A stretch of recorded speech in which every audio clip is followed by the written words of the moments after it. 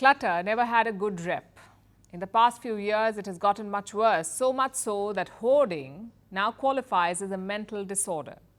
Netflix preaches about tidying up, and gurus want us to toss out what doesn't spark joy. Well, we have followed this advice. We have poked and prodded our closets. We have purged our homes of unwanted possessions. But what about the things that we do not see? What about the digital junk that we hoard? Let me ask you this. If you don't change anything at this very moment, how many unread emails are there in your inbox? You won't be surprised if you say hundreds or even thousands. By 2025, 376 billion emails will be sent and received every day. 376 billion every day. In general, 35% of emails are left unread. That's a lot of digital letters sitting around in our inboxes. But emails aren't the only ones taking up space. Thousands of apps bloat our phones. On average, we have 40 apps installed on our phones, 40. That's the average. But we use less than 50% of them. Then there are all kinds of files that clutter our devices. There are old pictures, work presentations, memes, restaurant receipts. We haven't opened these in years, but we stockpile and then we rationalize. What if we need some of these in the future? That day rarely comes, but we accumulate the digital clutter forever. And this is a sign of our times. And now we have a name for it: digital hoarding. It is exactly like hoarding physical objects, except digital files are accumulated in this case. Now, this is not the same as everyday digital collection. Digital hoarding has three key features: collecting constantly, finding it difficult to discard, and struggling to organize.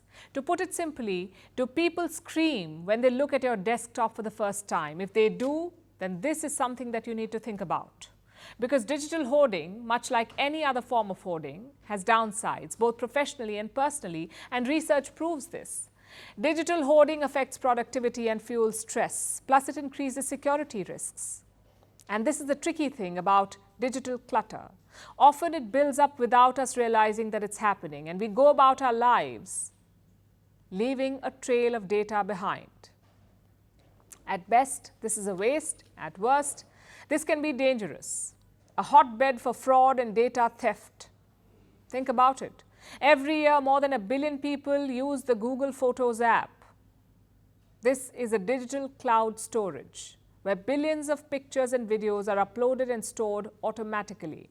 Now, this technology is helpful, no doubt about that, but that's also a lot of data up in the air. And speaking of clouds, here's the next downside, the bigger picture. We're talking about the environmental concerns at this point. Clouds that hold our data seem like near limitless balls of air. But this digital realm is also material. It is powered by data centers, which have a growing carbon footprint. To put it in perspective, a single data center can consume the equivalent electricity of 50,000 homes, one data center. According to research, 60% of us never delete our pictures. Even if some of these are duplicates, we keep them. And the cost of these duplicate pictures? In some countries, 355,000 tons of carbon dioxide every year. But this information is not new. So why do we hoard? We hoard because we can. It's economics 101. Hoarding has become cheap. It doesn't cost us every time we hit a camera shutter. It doesn't take up physical space to keep files and folders, so we keep things stored forever. But the downsides outweigh the benefits. It is time to make spring cleaning cool again, only this time let it be a digital edition too. They say a disordered desk is evidence of a disordered brain.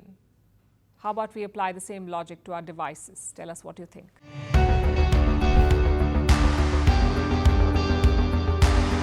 Across continents, one powerful news source. Bringing you diverse perspectives on the issues that matter.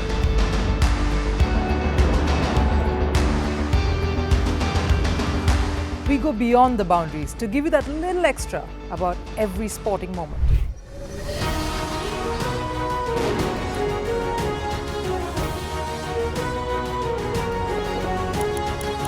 So thank you for making Firstpost 5 million strong. We're counting on your support, and you can trust us to bring you the news unfiltered and unvarnished.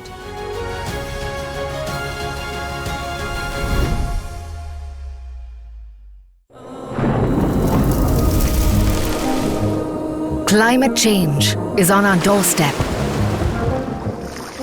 It's time for a revolution to take root. And it starts with 1.4 billion Indians. It starts with one tree. One tree for humanity. One tree for Mother Earth. One tree for our future. Project One Tree, a News 18 network initiative.